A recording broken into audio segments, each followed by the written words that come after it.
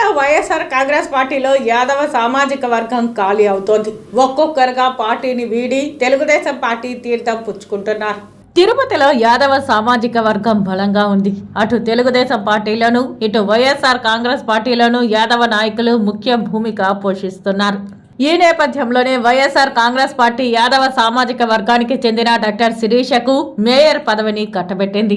పేరుకే మేయర్ పదవి ఇచ్చినప్పటికీ ఎలాంటి అధికారాలు ఇవ్వకుండా ఎమ్మెల్యే, ఆయన తనయుడు మేయర్ను డమ్మీ చేశారని మొదటి నుంచి యాదవ సామాజిక వర్గం భావిస్తోంది.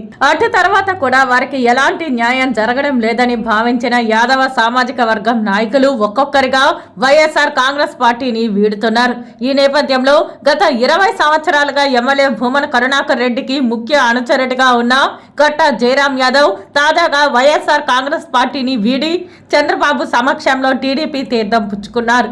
ఆయనతో పాటు తిరుపతి గిరిపురం వైసీపీ నాయకులు పెద్ద ఎత్తున చేరారు. అలాగే వైఎస్ఆర్ కాంగ్రెస్ పార్టీలో ముఖ్య నాయకుడిగా ఉన్న ఈతమాకుల హేమంత్ యాదవ్ సైతం తన అనుచరులతో కలిసి వైఎస్ఆర్ కాంగ్రెస్ పార్టీని వీడి చంద్రబాబు సమక్షంలో టీడీపీ కండువా కప్పుకున్నారు.